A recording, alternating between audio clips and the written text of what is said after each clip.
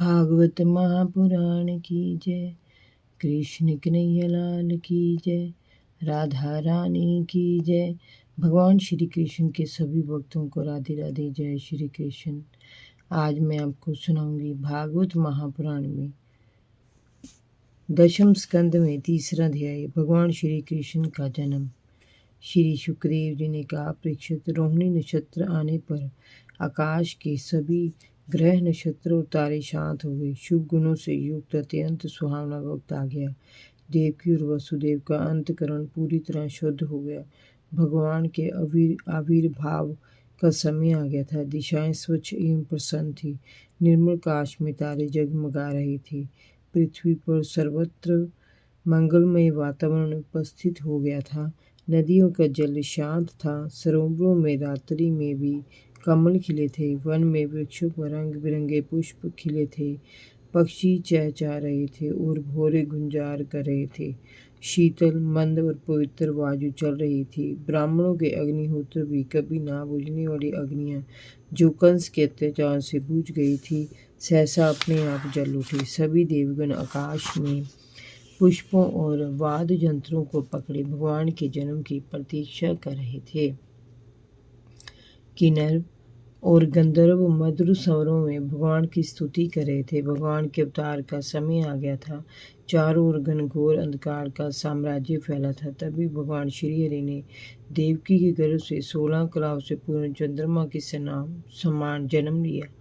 राजन, वसुदेव जी ने अपने सामने कमल के समान बड़े बड़े नेत्रों वाले श्याम वर्ण मेघ के समान बालक को देखा तो वे देखते रह गए। उसके घुंघराले बाल, बिंबा फल के समान रकीतम होंठ, स्वस्थ और कोमल शरीर, वक्ष सतल पर स्वस्तिक का चिन्ह, हथेलियों में चक्र, पद, गदा और शंख के अद्भुत चित्र, गले में वैजयंती माला, कटी में करधनी और पीताम्बर की लंगोटी पहने हुए बालक सूर्य की किरणों के समान उद्भासित हो रहा था। उस बालक की अद्भुत छटा देखकर वसुदेव जी की आंखें एकटक उसी पर लगी रही। तभी निकास से सुमधुर शंखों की, मृदंगों की, वीणा की, बांसुरी की और ढोलों की ध्वनियां सुनाई देने लगी। लग रहा था जैसे स्वर्ग के देवता भगवान के जन्म पर अपनी प्रसन्नता प्रकट कर रहे हो। वसुदेव जी का मन परमानंद में लीन हो गया। भाद्रपद कृष्ण पक्ष की अष्टमी तिथि को अर्धरात्रि में भगवान श्री कृष्ण का जन्म हुआ। श्री कृष्ण जन्मोत्सव मनाने की उतावली में उन्होंने उसी समय ब्राह्मणों को 10,000 गांवों का दान देने का संकल्प कर लिया। उन्होंने भगवान स्तुति करते हुए कहा, हे प्रभु, मैं समझ गया कि आप प्रकृति से परे साक्षात पुरुषोत्तम हैं। आप सभी बुद्धियों में के एकमात्र साक्षी हैं। आप अंतर्यामी, परमार्थ स्वरूप और आत्म स्वरूप हैं। आप समस्त क्रियाओं, गुणों और विकारों से रहित हैं। फिर भी इस जगत की सृष्टि, स्थिति और प्रलय आपके द्वारा ही होती है। तीनों गुणों के आश्चर्य और समस्त जीवों के आत्मा आप ही हैं। आप सर्वशक्तिमान और सभी के स्वामी हैं। इस संसार की रक्षा के लिए आपने मेरे घर में जन्म लेकर मुझे कृत्य कर दिया है।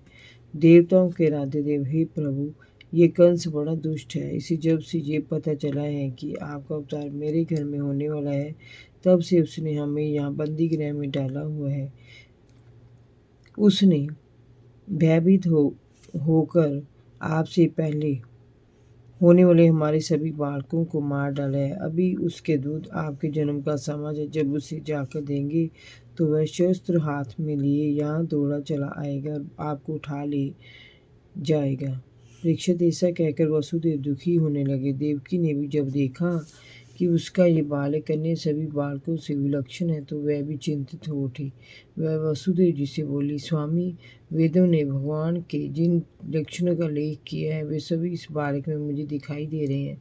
भगवान होते भी मानव जीवन के सभी भौतिक लक्षणों से ये युक्त हैं। इस रूप में जो जन्म लेता है, उसकी मृत्यु भी निश्चित है। मृत्यु का ये कराल मुख जीव को भयभीत किए रहता है। आपने इस बालक के प्रति मेरी चिंता स्वाभाविक है। वैसे तो भगवान हमारी रक्षा करने वाले हैं, किंतु इस बालक की सुरक्षा के लिए मेरा मन अत्यधिक भयभीत हो रहा है। आप कुछ भी कीजिए, मेरे पर मेरे इस बालक को बचाइए थे, अन्यथा कंस किसी भी क्षण यहाँ आ सकता है।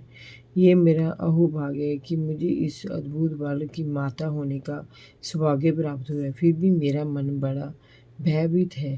परीक्षित उसी समय उस बालक के मुख से बोल फूट पड़े। वह बोला, माते भयभीत मत हो, कंस मेरा कुछ भी अहित नहीं कर सकता।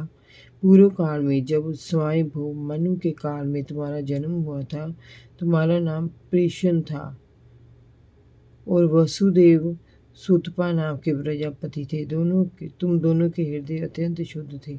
जब ब्रह्मा जी ने हम दोनों को संतान उत्पन्न करने की आज्ञा दी, तब तुम लोगों ने इंद्रियों का दमन करके उत्कृष्ट तपस्या की थी। उस कठोर तपस्या में तुमने सदैव मेरा ही स्मरण किया था। तुम्हारी वह तपस्या देवताओं के 12,000 वर्ष तक चलती रही थी।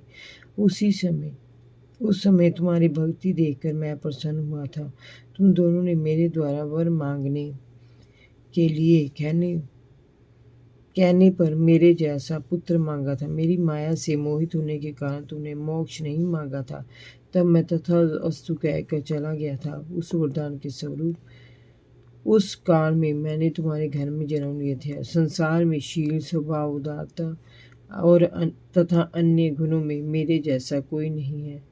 तब मैं तुम्हारे पुत्र ऋषि गर्भ के रूप में विख्यात हुआ था। फिर दूसरे जन्म में तुम हुई अदिति और वसुदेव हुए कश्यप। उस समय भी मैं तुम्हारा उपेंद्र नामक पुत्र हुआ। तब मैं छोटा होने के कारण वामन रूप में विख्यात हुआ। तुम्हारे यहाँ इस तीसरे जन्म में भी मैं तुम्हारे पुत्र के रूप में जन्मा हूँ। मेरी वाणी सदैव सत्य होती है। मैंने तुम्हें पूर्व अवतारों का स्मरण कराने के लिए अपना ये रूप दिखाया। तुम दोनों मेरे प्रति सदैव पुत्र भावी रखना। ब्रह्म भाव तुम्हारे मन में ही रहना चाहिए। इस प्रकार वात्सल्य, स्नेह और परम पद की प्राप्ति तुम्हें हो गई। परीक्षित भगवान इतना कहकर चुप हो गए। उन्होंने तत्काल एक साधारण